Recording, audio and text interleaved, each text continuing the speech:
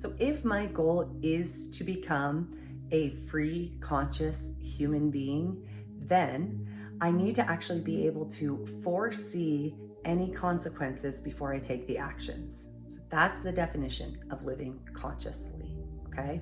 Most of us are still living from reactions and past behaviors.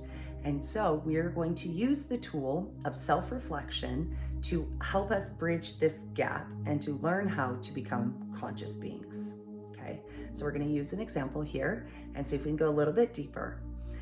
If my goal is to have more connected relationships, and I have a conversation on the phone with my sister, and at the end of a conversation, I don't feel more connected, then I need to use self-reflection to go back and to understand what went wrong.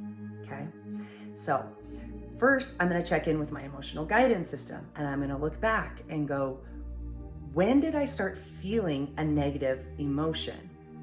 Oh, I see the moment. She said this, and then I began to feel frustrated. And then I need to go one step back and say, what is the thought that I was having that caused the frustration inside of me? I might notice, oh, when she said this, I thought she's wrong. And then I began to feel frustrated. And then I began to maybe prove my point of why she's wrong and why I'm right. And then the conversation ended feeling less connected. So I didn't get the end result that I was looking for.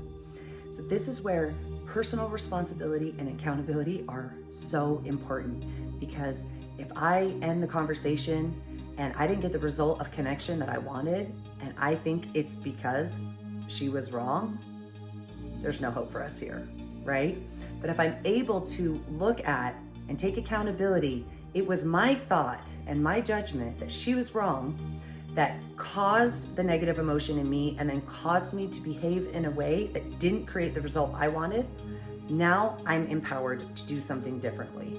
So I can go back to the original thought and I can decide what are other options I could take that would lead me towards the goal that I want. So another option, another thought that I could think is, I wonder why she thinks this way. If I ask, why does she think this way? And I'm seeking understanding rather than trying to prove my point of why I'm right, the conversation is going to end feeling more connected, right? So this is really about personal accountability and personal change. And if I think other people should change, then I'm not going to be the one using my energy and efforts towards my change. And so I'm not going to become more conscious as a result, right? So using self-reflection to help us dissect an experience that already didn't go as we wanted it to will allow us to create intentional change for the future. So now I've pre-decided that when I have the thought that says, this person's wrong, I'm going to pause and reflect and come up with other thoughts instead, like, oh, I wonder why they think that way, and maybe I can ask some questions.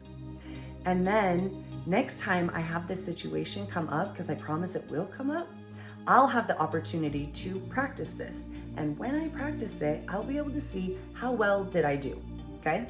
Probably not gonna do it 100% perfectly the first time, but I wanna see, did I make progress? Did I make a little bit of progress? Can I validate my progress? And can that give me the good feeling in my body to keep trying and to keep moving forward? If I value my progress over doing it perfectly, then I will have the proper motivation to continue to grow. And then it's just a matter of time before I achieve my goal.